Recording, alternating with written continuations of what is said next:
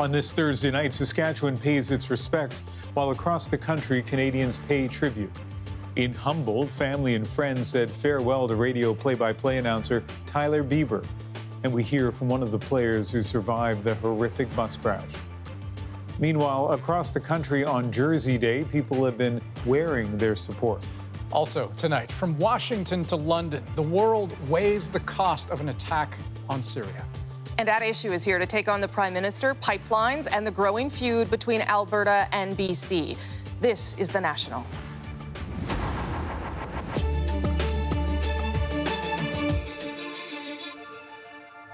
Six days after the bus crash, Humboldt, Saskatchewan said goodbye to one of the victims. Tonight, we return to the community to share their grief for those who died and their hope for those who survived. Tonight, we'll look at how Humboldt is coping after today's funeral service for Broncos play-by-play announcer Tyler Bieber. And with more funerals to come, Canadians keep stepping up with a powerful gesture of solidarity and financial support that could have a big impact for those facing permanent disabilities. Meanwhile, the police investigation continues and families are making the difficult trip to the crash site and they wait for answers. Let's begin our coverage tonight with Susan Ormiston, who's in Humboldt, where the emotional weight of this tragedy only seems to increase. The first of 16 funerals, one today, two tomorrow, lives cut short, the finality sinking in. You've lived a long time in these parts. Have you ever seen anything like this? Nothing even close. Nothing even close. It'll be a long, long haul to get over this, and I don't think we ever will. It'll take time. I buried one of my own sons. I know what it's like, so it's very hard. It's something you live with forever. It never goes away. Tyler Bieber was the Broncos play-by-play announcer for Bolt FM. Joseph in front for look at that! He loved calling hockey, and it was playoff time. Today, like all week, the radio station stayed on air with announcers called in from across the province. It's a simple gesture, but one that can help brighten your day. The Surratt family tied green and yellow ribbons around trees and lampposts in Humboldt. Everyone else was at his funeral. They're friends. They're more than just co-workers, so it's been a tough week. In Humboldt, the florist can hardly keep up with the orders from close by and far away. Mostly green and yellow flowers. Everything you see is the Bronco colors. That's what all across the world, that's what they want. The whole of Humboldt, it seems, is at half-mast. On the surface strong, but underneath still trembling. A local priest leads tomorrow's funeral. But a lot of people are in a state of shock and denial. They don't know what to do with this tragedy. Nearly 1 week since the collision, and people are drawn to the site, where in 1 second the team bus and a semi-trailer hit. No explanations yet.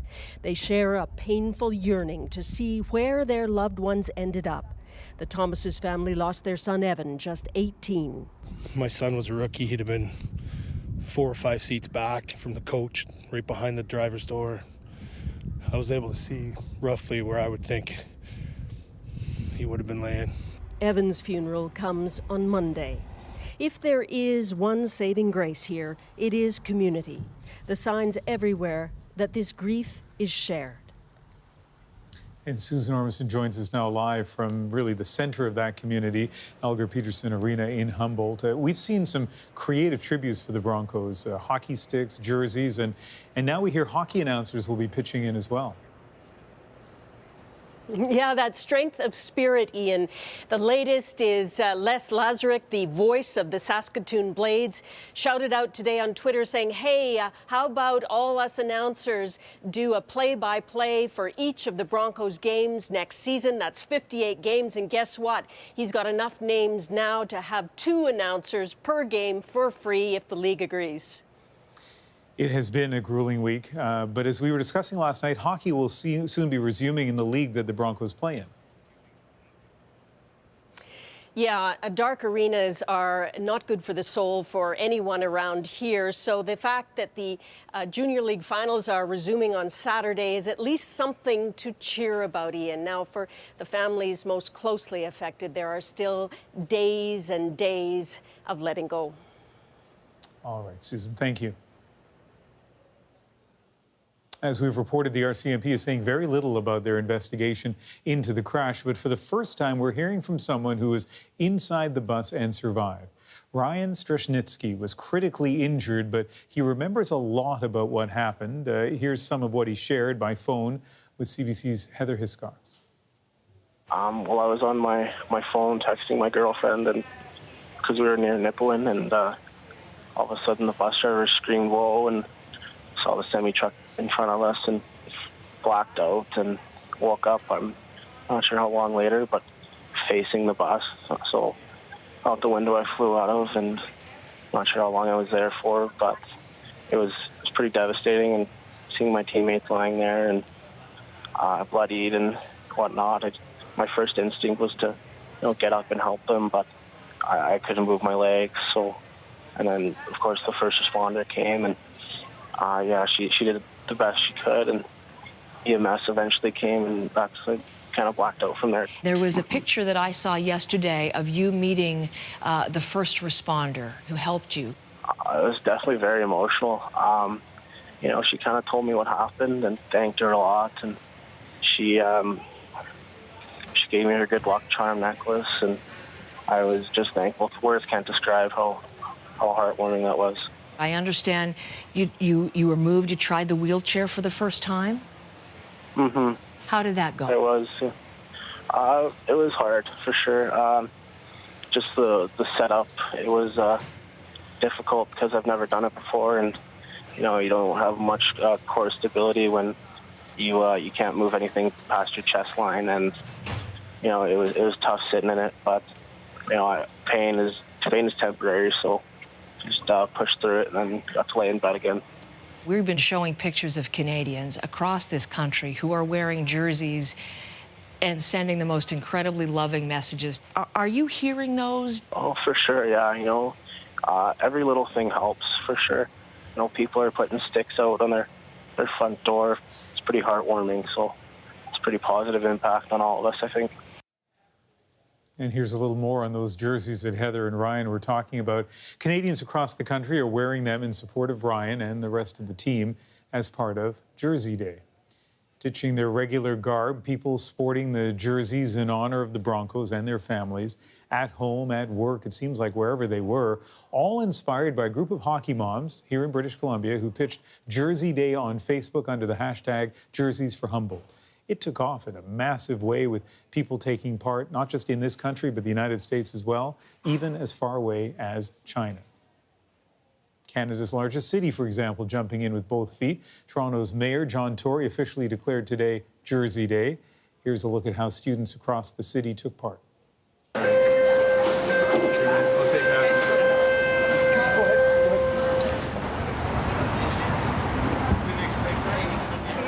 First today. You need some letters too, right?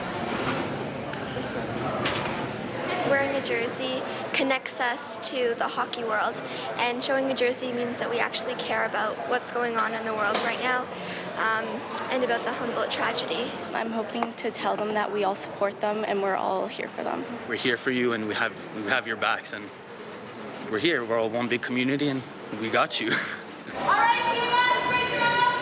Have a great day.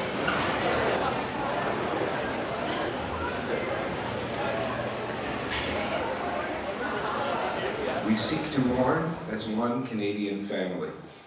The Broncos were on their way to making their dreams come true. I can't really recall any time that this has ever happened before, and especially in my hockey community, my thoughts go out to them as a current hockey player myself. I think about it most nights since it happened, all those kids who had families, and when they died, so much was taken from those families so fast. It really does hurt. Because they had their entire lives ahead of them. They could have done so much, and their lives were just cut so short.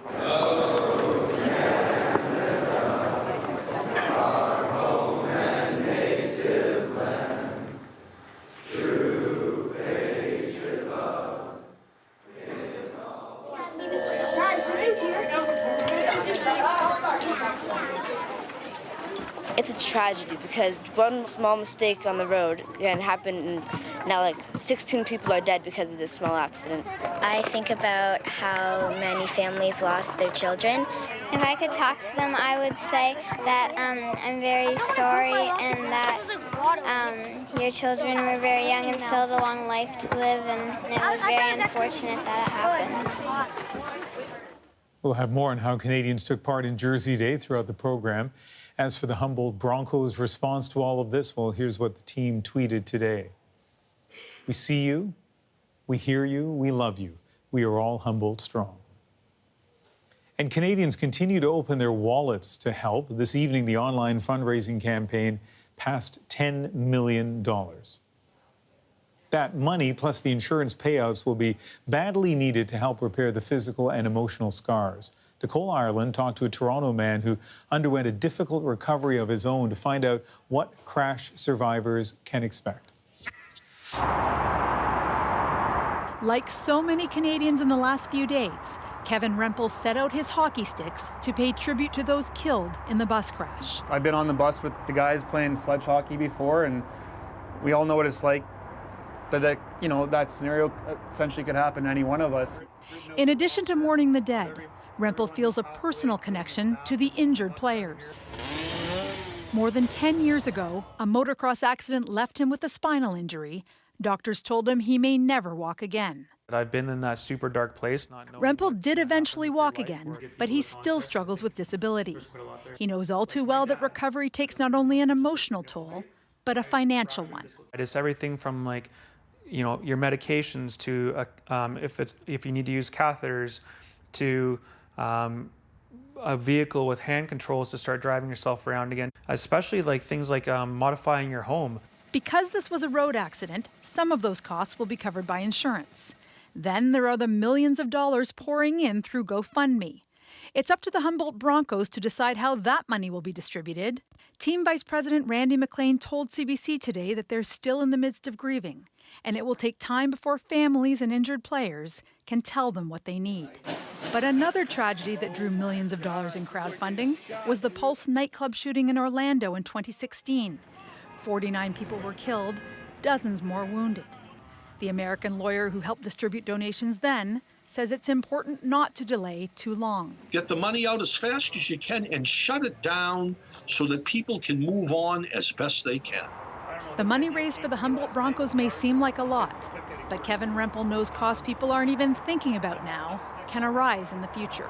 Like, I'm over 10 years later, but there's still elements of my life that I spend extra money on to make my life easier.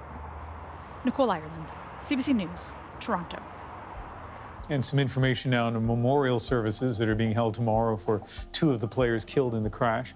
A celebration of life will be held for Jacob Light at the Humboldt Uniplex. That's at 10 a.m. local time. And there will be a funeral mass for Adam Harold at the Sacred Heart Roman Catholic Church in his hometown of Momart, Saskatchewan at 2 p.m. local time. Adam was the youngest member of this team. He would have turned 17 today.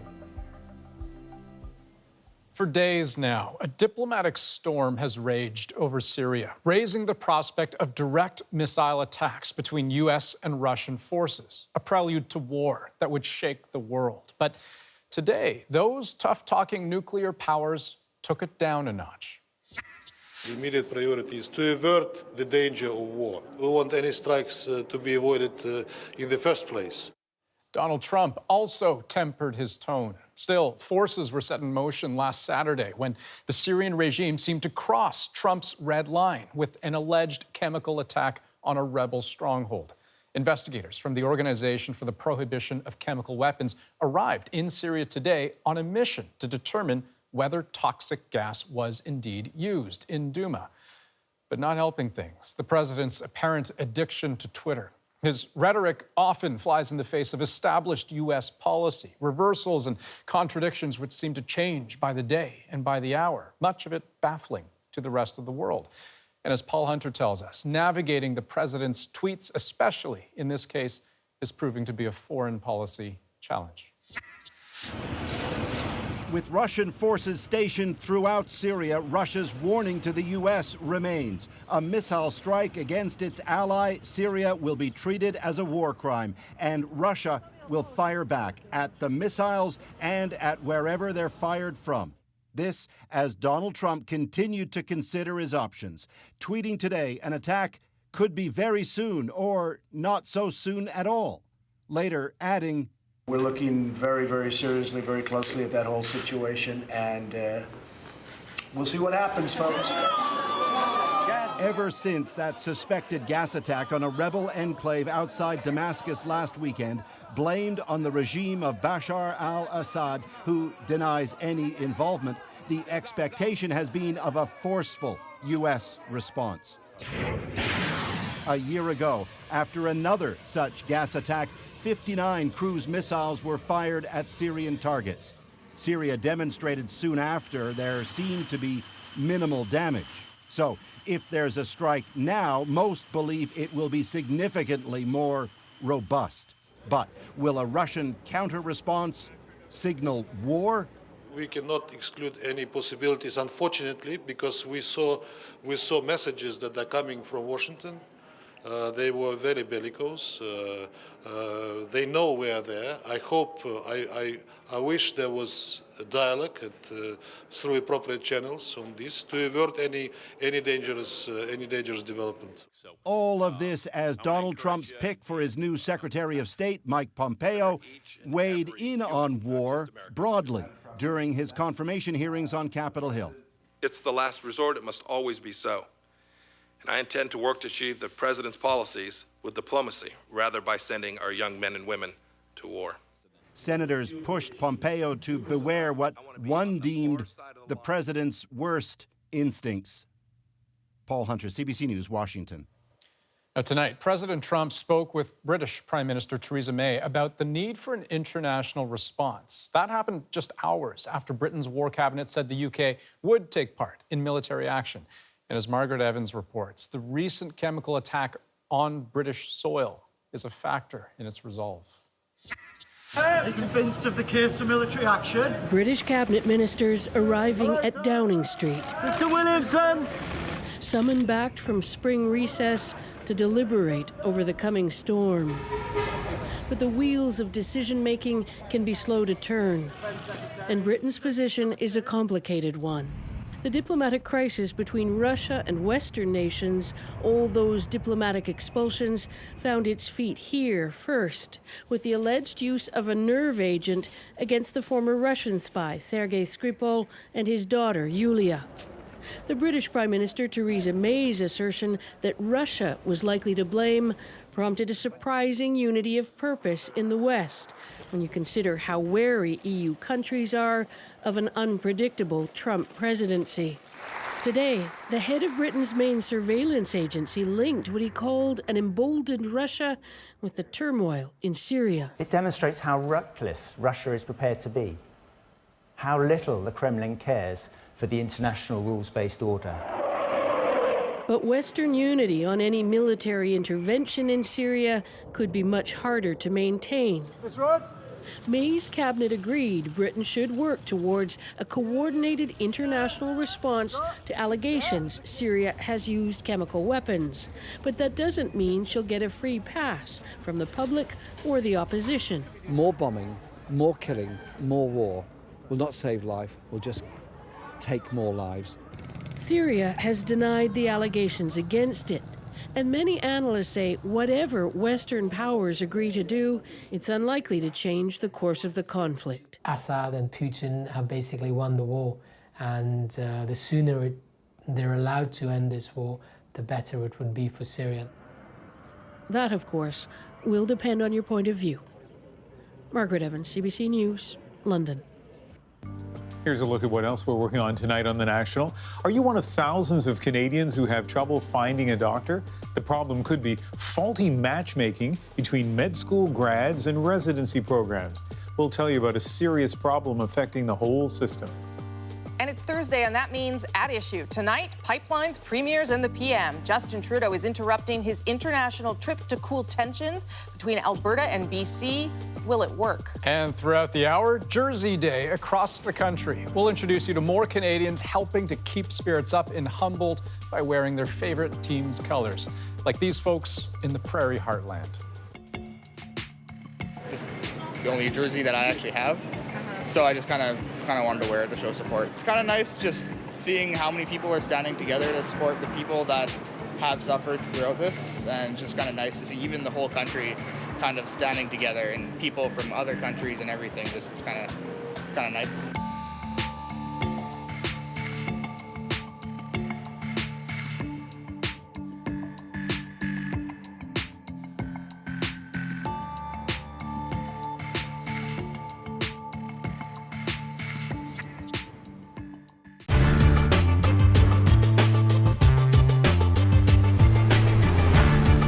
Have you ever wondered how a police sketch is put together? Well, we were wondering that too. That's why today we're visiting the Saskatoon Police Service and Sergeant Terry Lafferty. What does this person look like? Like I said, it was a woman. She's probably about my age, perhaps younger. If you could just go through and when you see something that stands out as similar to that person, what you remember, just let me know and we'll make a note of it. And okay. She's got that like angular, like the chin is pretty good. you have to remember, these sketches are not for people that have never left their house and never encountered anybody. Yeah. Sketches are for either police officers, friends and family of the suspect, really, yeah. or acquaintances, people that know them. That's how we do it. It's all you're not likely going to, and it's very rare that you would walk down the street and walk past somebody that you saw in the sketch. That's right. Really, people are expecting to match a photo with a photo. Sketch, it's just an enhancement of some certain characteristics where a friend's going to go, you know, that guy kind of has the same this as little Joey or whatever. Well, I'll show you what I have so far, and then we can go from there. Okay. So right off the top, what do you like and what would you like to change? I feel like her face needs to be thinner, Sure. is my first reaction. Okay. Around here, like I feel it could even come up as Sure. far as that. It's our meteorologist, Oh, Christy that's hilarious. Kleimenhaga. The funny thing for me, when I went back and I looked at this, I got her outfit completely wrong. So imagine just being that person who you're describing someone who you saw briefly, perhaps in a traumatic event. Yep. And you know, I'm just describing someone who's on my news last night.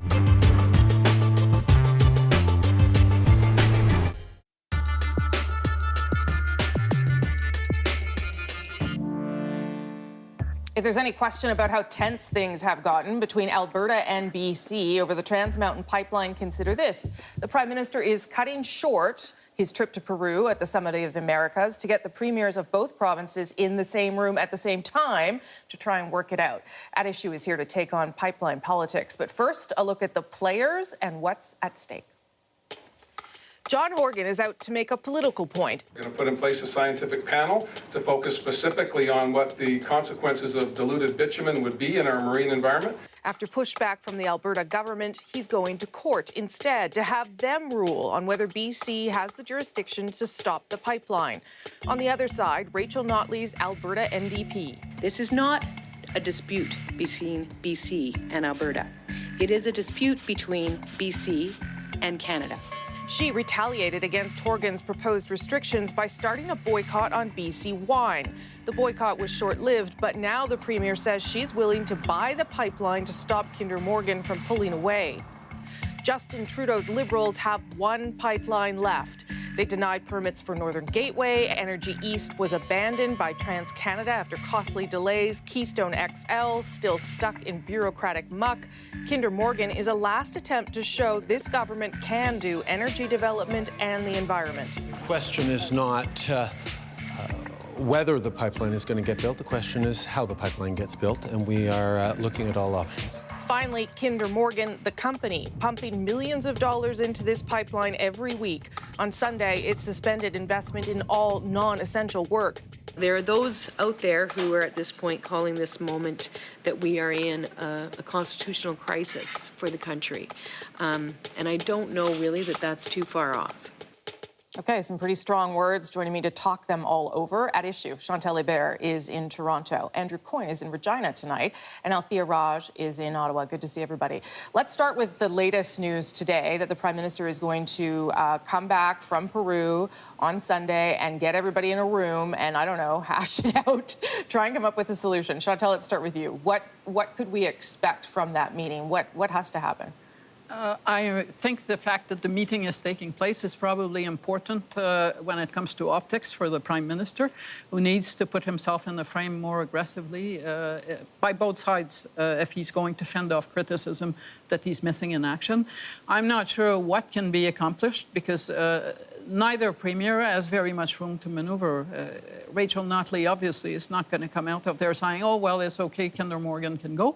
And Premier Organ leads a minority government that is propped up by the Green Party. And I can't imagine him turning around and saying, well, we're going to drop all our objections to the pipeline because it would likely cost him possibly his government and possibly the election. Okay, Andrew, what do you think that meeting has to accomplish? Well, it's probably a meeting that should have happened before, but sometimes you have to wait for things to get crazy before they can get sane. But I think there's, where we're at here is there's some backstory to this. I think the Prime Minister and the federal government was late in arriving at this story, was maybe thought they could underplay it and things would somehow work out. But I think communicated a signal that they didn't have a great deal of resolve in this file. I think a lot of people are probably still betting that when push comes to shove, they'll back down on this. Similarly, the BC government, I think, ran on this platform of, well, we're going to use every tool in the toolbox to stop this. I think certainly they know now, and I think they knew at the time, they didn't have the legal authority. They probably wanted to execute that well-known strategy of governments of saying one thing in campaigns and then doing something else in government. But the problem was they found themselves in power, propped up by the Greens, and so they can't go back on their word even if they wanted to. So you've got situations with deeply entrenched positions, with, I think, some miscalculation of people's resolve. The government is now saying, the federal government is now saying the pipeline will be built come hell or high water, but it's a little late, as I say, to have kind of firmed up their backbone on this. Okay, Althea, your take on the timing of this meeting. Well, I mean, I think the timing is the result of the fact that the Prime Minister was getting a lot of flack, not just for taking Wednesday off this week, but basically going off on a foreign trip for 10 days while this crisis was brewing at home. And so he's coming back, making a pit stop in Ottawa for a few hours, and then heading back to France for Canada's first official visit there with Mr. Trudeau as Prime Minister. I'm not sure what can come out of the meeting. As Chantal and Andrew said, both sides are really so far apart, not just in terms of their own policy viewpoints, but it's basically political suicide for them to have any sort of compromise. So it's hard to see what Justin Trudeau can tell John Horgan, for example, that will make him come to Rachel Notley's side. I don't know what the federal government can say other than, we are going to exert our jurisdiction as strongly as we can. But the story did shift this week in the sense that it is now an open question whether Kinder Morgan wants to pursue this and under what conditions it can pursue this. And the decision to stop the non-essential spending until May 31st could be a prelude to pulling out altogether. So the federal government's first problem is not trying to make peace between the two premiers as much as finding out that under what conditions Kinder Morgan will pursue the pipeline, if any. And I don't think anyone at Kinder Morgan seriously believes that peace is going to break out between the two NDP governments between now and the end of May. So I wondered, Andrew, okay, they're not going to reach a compromise. There's no compromise to be had. Positions are entrenched. I think everybody's right about that. But if the federal government forced John Horgan's hand, could he then at least say to the electorate and to the Green Party, I did everything I could, there's nothing left? You can see situations in which you could find a face-saving route for him. You could give him some sort of thing that he could claim as a partial victory. I think the problem also, though, is it's not just the government. I think as much or more of a problem is the protesters on the ground. People are going to be arriving the more and more as the weather warms up. People who have convinced themselves that they are entitled by a higher calling to go against court orders and to go against federal authority and go against the law on this and block it by any means necessary. So the government and lawful authority is one set of issues. Another set of issues is people who are taking extra legal means to try and prevent this. And that's as much or more serious an issue in terms of the willingness of the federal government to stick this out. If they've got people screaming in the streets, being dragged away by cops, et cetera, that's a particularly daunting spectacle. I think it would be helpful if you could get the lawful authorities to all agree to work within a common frame of law. So getting the government of British Columbia on side in terms of a process would probably be helpful. Is this a constitutional crisis? At least two of you have lived through real ones. So not yet. Okay. First of all, there has not been legislation that goes against the Constitution passed in British Columbia at this point, which is why there's no law to disallow. The fact that British Columbia the government is talking about consulting on those issues or going to court, there is nothing there that is against the rule of law or calls for a constitutional crisis. Where the issue might become even touchier, and it is the elephant in the room that no one wants to talk about, is there is also in there the indigenous nations and their role in this story. And increasingly, that well is being poisoned against Kinder Morgan. And for Justin Trudeau, it's one thing to have a climate change strategy that says, I want a pipeline, and it goes off the rail. It's another if at the same time his hope of reconciliation with Canada's Indigenous people is also poisoned by the same fire. Except there are First Nations that are in favor of the pipeline. It's just the ones that are against it are certainly getting maybe more attention. Althea, a constitutional crisis or not? No, I don't think so. But I think it is a crisis in terms of our ability to tell the world that Canada is a safe place to invest if we can't get this pipeline through. There are still a handful of cases sneaking their way at the Federal Court of Appeal. There are 2 cases at the BC Superior Court. This thing could legally drag on for a while. And Chantal is right about, in fact, most experts are right, I think, that this is really the federal government's jurisdiction. But there are perhaps little sidebar issues that could be resolved with, for example, a decision at the Supreme Court. That's not going to solve this issue. But there are tools the federal government could do to say, why don't they bring in legislation to say clearly that this is what they plan to do, clarify the federal government's viewpoint and help perhaps the court in the future make an informed decision as to what Parliament's will was. It's not a constitutional crisis, but it does beg the question, what authority does the federal government have if it can't exert its authority? Andrew. Yeah, I agree that people have not, the governments themselves have not yet passed legislation that is plainly unconstitutional. They have talked about it in both British Columbia and Alberta. I mean, Alberta's threat to cut off the oil supplies to BC is just as unconstitutional as BC musing about blocking the oil from coming in from Alberta. So, as I say, step one is get everybody to agree to stay within the bounds of the Constitution. BC is also, the government is also playing a kind of a game of sort of dragging their feet, being slow to provide permits, not really dealing seriously with protesters that have broken the court orders on this. So they're kind of playing a double act of saying, well, we're not actually doing anything extra constitutional here. We're just, following the process. But when it's very clear that the constitutional authority rests with the federal government, I haven't seen any serious scholar who's disputed that, then if you're just kind of holding up the clock and trying to run out the clock on Kinder Morgan, at some point you are not openly defying the Constitution, but you're playing games with it. Okay, I have 1 minute, so you can all weigh in with 2 words. Do you think that this pipeline will actually get built? I know it's a prediction, and you all hate them, but if you were going to put some money on it, which you shouldn't, where would you land? Andrew, we'll start with you. I'd say it will be built, but I think it could be a long, hot summer. Chantal?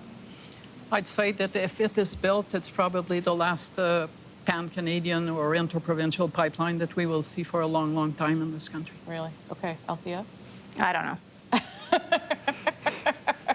Honesty. I love it. Okay. I also don't know, but I think this meeting on Sunday is important, so we'll see how it unfolds. Thank you all. Appreciate it.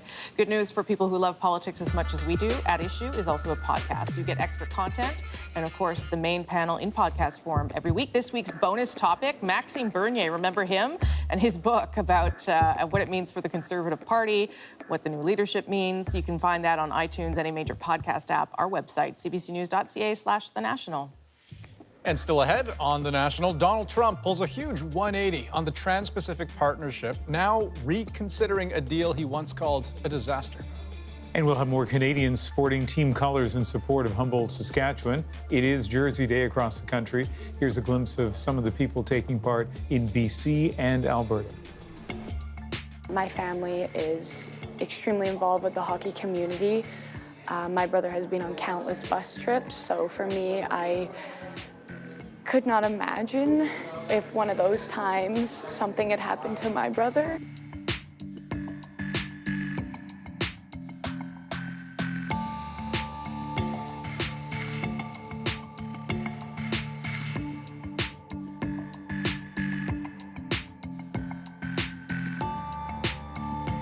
It's crazy to think they had their whole career ahead of them and then it just kind of got taken away that quick.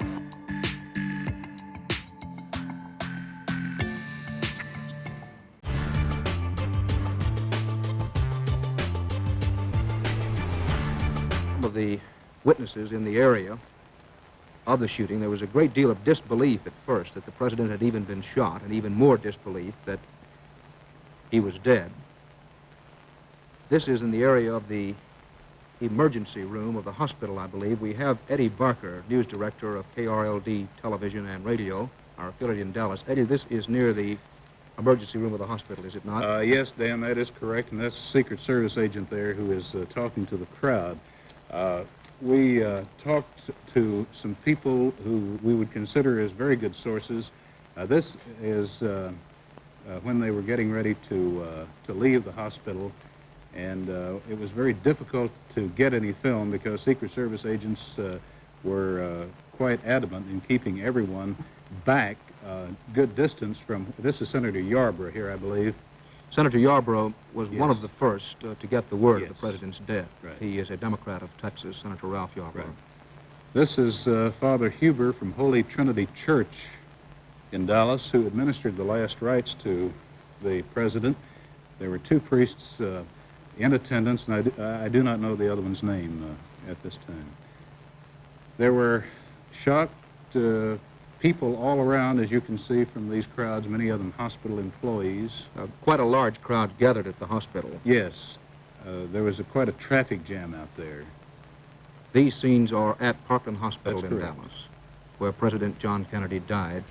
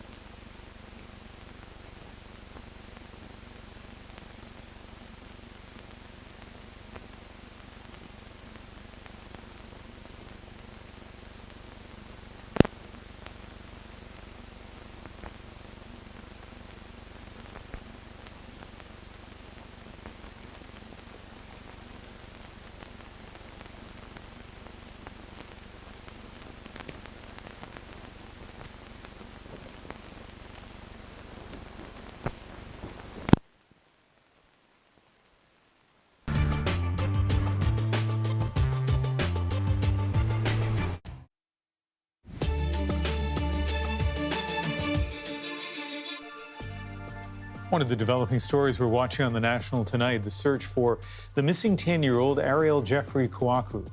1 month after he disappeared, his family says they refuse to give up hope. 30 longues nuits sans mon fils, sans aucune nouvelle. That was Kouakou's father today on the exhausting month since the boy went missing in Montreal. The leading police theory is that he fell into a river and drowned, but his family believes he's still alive, and they want more police resources devoted to the search.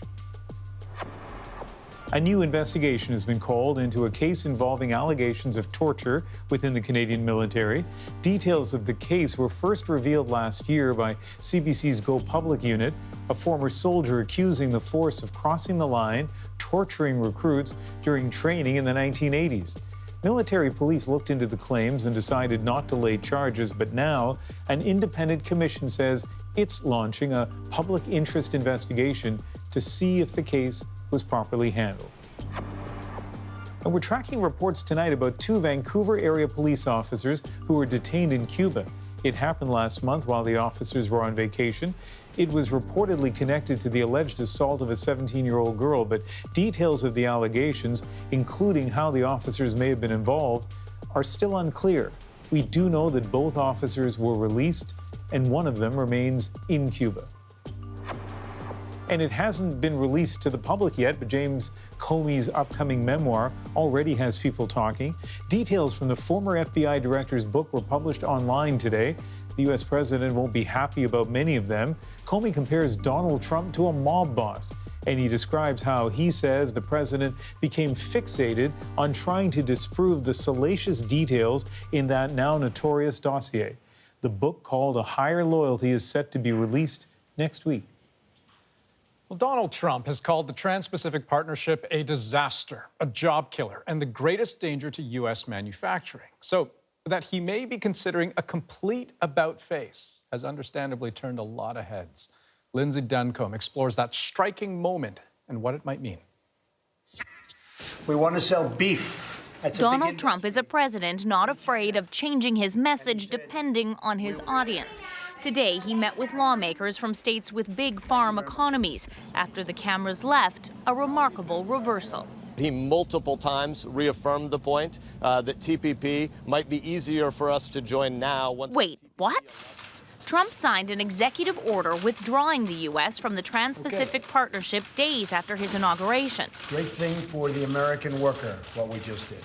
We will also immediately stop the job-killing Trans-Pacific Partnership. He was elected after campaigning that trade deals, such as the TPP, were the reason factories and jobs were leaving the United States. 11 countries, including Canada, have signed the TPP. Analysts say one goal of the agreement is to curb China's economic advantages in the region. Trump said he could get a better deal on his own. So why contemplate joining TPP now? It all comes down to the farm. China has targeted its retaliatory action directly at America's heartland. And if farmers lose markets and money, Trump and Republicans could lose votes and seats in Congress. 25 Republican senators wrote this letter back in February, urging the president to get back in the TPP game. But just because Trump says something at a meeting doesn't mean he'll do it. There should be a bill of love. He didn't deliver on a bill to protect the Dreamers, young people brought to the U.S. illegally as children. And after saying this about the NRA at a meeting about guns, they have great power over you people. Trump caved and did everything the National Rifle Association wanted him to. All today's reversal really means more uncertainty. Lindsay Duncombe, CBC News, Washington. So it's worth asking, would it be possible for the U.S. to rejoin the Trans-Pacific Partnership? Well, the short answer is yes, but all 11 TPP countries would need to agree to that, as well as to any changes the U.S. would want to the treaty. Let's take a look at some more Canadian Jersey Day support for Humboldt, Saskatchewan, this time from Atlantic Canada, with a simple message. Hang in there, we love you. One of the notes I had is for the families, which is, I really hope this isn't too hard on you. I know it is, but I know you wish your kids were still alive, but at least they're having fun in heaven, still playing hockey.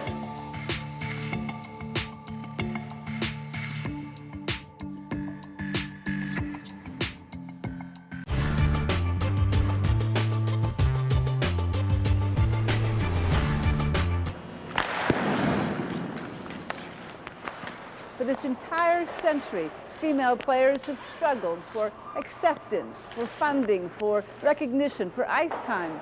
Team Canada represents the culmination of that struggle. But the stakes for these women are very high. Not only are they expected to bring back gold, but the whole future of women's hockey may depend on their success. It's going to be history. It's history. For St. Louis, it's history. For others, it's a future. The enrollment of girls into hockey has grown exponentially in recent years. Now, with an Olympic team, the Canadian Hockey Association expects 100,000 Canadian girls will soon be playing. These girls memorize the names of the women's Team Canada. The Olympic players are their heroes. We played against boys, and it wasn't all that challenging. It wasn't challenging. How come it wasn't challenging playing against the boys? It was just too easy for them. Taryn, Brenna, and Marika play for an all-girls hockey team. Until recently, they had to play with boys. Now they play against them. When you're a girl on a boys' team, they kind of tease you and don't think you're good enough, so they don't pass to you, and they don't really believe you're a part of the team. When you're on a girls' team, we're all the same, and there's no better people and stuff like that. Do boys play differently then? Yeah, they're a lot rougher than us. So how can you beat them then? Well, our coach tells us to be aggressive. Just because they're bigger and tougher than us, doesn't mean we can't skate as well as them. Come on, girls! Power! Get down in your skates! Let's see those sticks down. Down and up, down and up. That's it. The Ridgewood Red Bats all-girls team is a breakthrough in Calgary hockey. Their coach, Lynn Leal, is trying to give them what she never had. Good shot, Brittany. Let it go, Tara. Well done. If you ask any one of the girls that I coach, what do you want to be when you grow up? And if they say a hockey player, they really, truly can be a hockey player. When I was 9 years old, it was a dream. People would ask me, what are you going to do when you grow up? And I said, I am be a hockey player. But that was a fantasy. Now it's a dream that they can live. They can see it through. And that is just, for me, personally, it means so much just to see these girls involved in a game that they can actually take somewhere if they want to. How big is this for women's hockey, the Olympic Games? It's huge. I think it's just going to build from here now that we're together. I think the game can be taken seriously now. And everything. So what usually follows success? Money, of course. The world of commerce has already figured out these women are highly marketable. Esso, Air Canada, the Royal Bank. Corporations know these fresh faces will bring a whole new market to hockey. Women's sports, and in Canada's case, women's hockey is sort of a sleeping giant.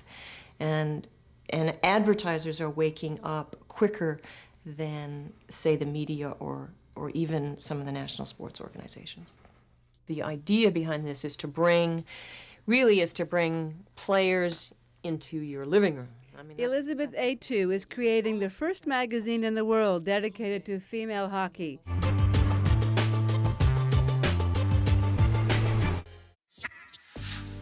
A new advisory from Health Canada tonight. There's a shortage of EpiPens across the country, and EpiPen Juniors could be in short supply soon, too. Not having one can be the difference between life and death in the event of an allergic reaction. But the company that makes them says there have been delays at the manufacturing facility. Now, important to note, that does not necessarily mean you can't get one at a pharmacy, but inventory is being very carefully managed. You can visit drugshortagescanada.ca for updates. Well, thousands of med school graduates across Canada have just learned whether they've landed a spot in a residency program. It's required if they want to become a practicing doctor in this country. But a growing number of them are being forced to come up with a plan B. Last year, 68 graduates failed to match with a program. That's up from 11 in 2009. And if nothing changes, it could reach 141 over the next few years. It's an alarming trend, given the shortage of family doctors in some communities. And as Christine Birak explains, it comes at a cost. It's the message no one about to graduate medical school wants to see. You did not match. I just froze, and I stayed under the bed covers for a while, and it's like, oh, well now what? Because I hadn't planned for that outcome. Just like that, Kelly Leanne's dream of becoming an emergency room doctor disappeared. Salpi Kellyan had hoped to become a surgeon. It just kind of felt like the floor falling out from underneath your feet kind of feeling. Matching isn't about grades. All the candidates have a medical degree. But to become a licensed doctor, you also need to complete years of supervised training or residency in a specific area of medicine. Problem is, more and more Canadian grads are not landing those residency spots, often leaving them lost and deeply in debt. Overall, I think I'm close to $150,000. In some cases, the rejection has been far more profound. In 2016, Robert Chu took his own life, saying, "Without residency, my degree is effectively useless." I think it's an impossible situation that they are in. The matching process is extremely complex, involving applications, interviews, and algorithms. Students say it's rushed and highly subjective. But medical schools insist the deeper issue is that the ratio of students to residency spots is changing. The number of positions available to graduates of Canadian medical schools has actually decreased with time. The number of residency spots is ultimately decided by provincial funding. While Canadian grads get first dibs, international students also go into that shrinking pool. But when a Canadian student doesn't end up becoming a doctor, taxpayers also lose out. Unlike lawyers and engineers, the public spends roughly $250,000 educating a med student. But universities don't think lowering their enrollment is the answer either. In the second and final round, Leanne matched into family medicine, but Kellyan and an estimated 80 others are now deciding whether to walk away or try again next year. Christine Birak, CBC News, Waterloo. Coming up, we'll meet a young Canadian hockey player whose personal sticks out for Humboldt has exploded on social media. But first, more scenes from Jersey Day across Canada.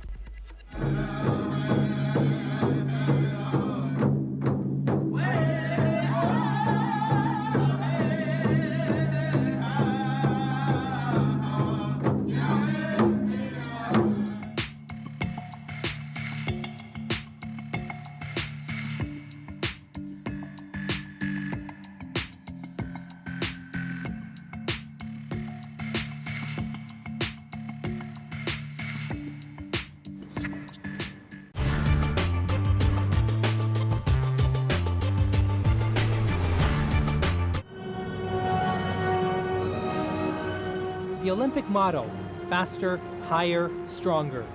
Now some would add dirtier to that.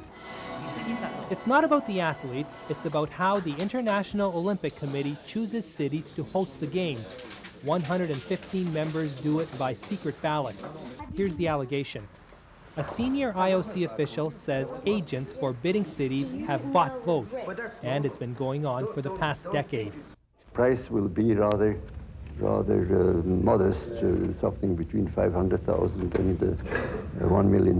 The 19th Olympic Winter Games in 2002 to the city of Salt Lake City. Officials in Salt Lake City say they didn't pay any bribes, but they admit to creating a special $400,000 scholarship fund used by relatives of some IOC members. The International Olympic Committee says this doesn't mean other cities have bought the Games. We have only facts regarding Salt Lake City, no?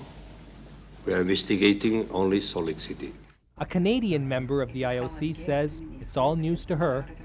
I've been an IOC member since 1990, and certainly personally have never been approached, either by an agent or by a bid city. Both Vancouver and Toronto want to host the Games in the next decade, and some experts suggest they may have to play dirty to win. And what happened to Salt Lake? They paid the money, they got the Games. That must be very worrying for Vancouver, Whistler and for Toronto. And I think they have a very blunt choice. Officials in both Vancouver and Toronto say their choice is to keep it clean. We said this 2 years ago. We would pursue the bid within the rules and make sure that our bid was honest, open, and fair.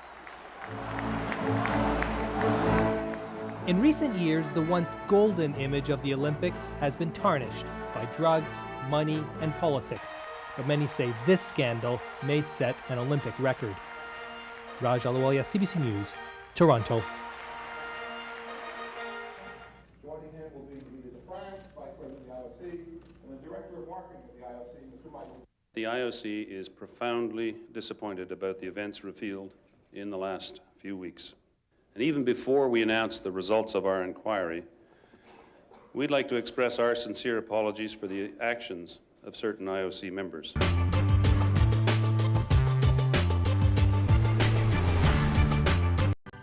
The future I came to expect was never going to be. You have to always fight for your family, whatever is left. You're gonna lose your home. There is no more time.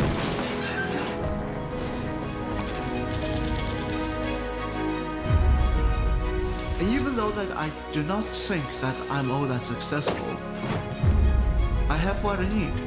Life is pretty good.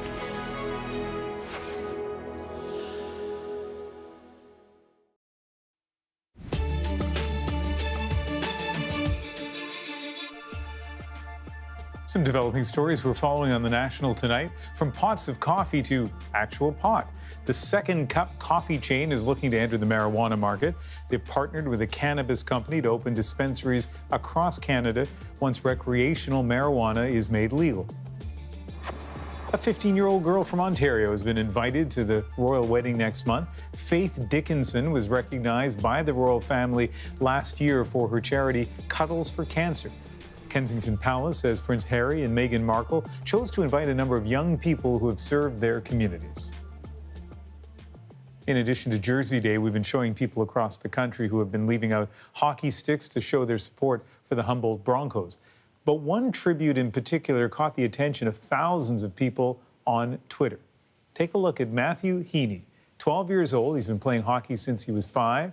When he got home from school yesterday, he stopped by the stick outside his house, and then this touching gesture. Now, Matthew didn't know the video was taken or that he'd become Twitter's newest celebrity, so his sister broke the news to him when he got home from school, and that is our moment of the day. I gotta show you something. Come here. So me? Yeah, come here. But I posted on Twitter and it almost has 9,000 likes on it.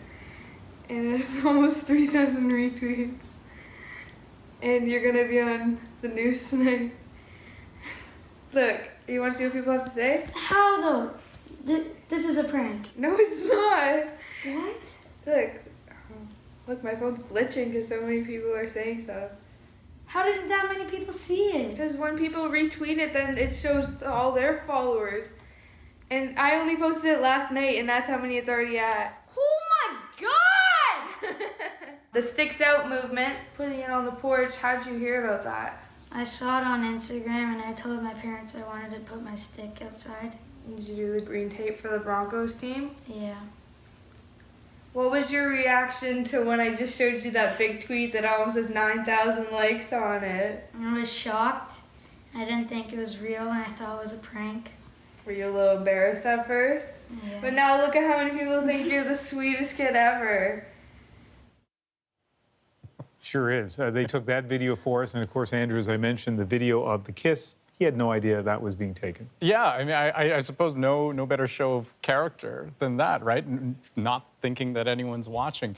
But, you know, as remarkable as that is, I still just can't get over his reaction to the notion that the tweet circulated as widely as it did. That's pretty incredible, pretty special for him. Although I have to say, if I was a kid his age, I don't know if the excitement of becoming famous would outweigh the fear of embarrassment, but anyways, that's another story. That is The National for this Thursday, April 12th. And as we wrap up the show, we do want to give you one last look at Canadians taking part in Jersey Day in support of Humboldt, Saskatchewan. Good night. Today on April 12th, our school joined together to wear jerseys in support of the Broncos. With the letters, we want to spread the love and support as this is a difficult time for many families. We are truly sorry for all the losses, and we know that the legacy of the Broncos will forever live on.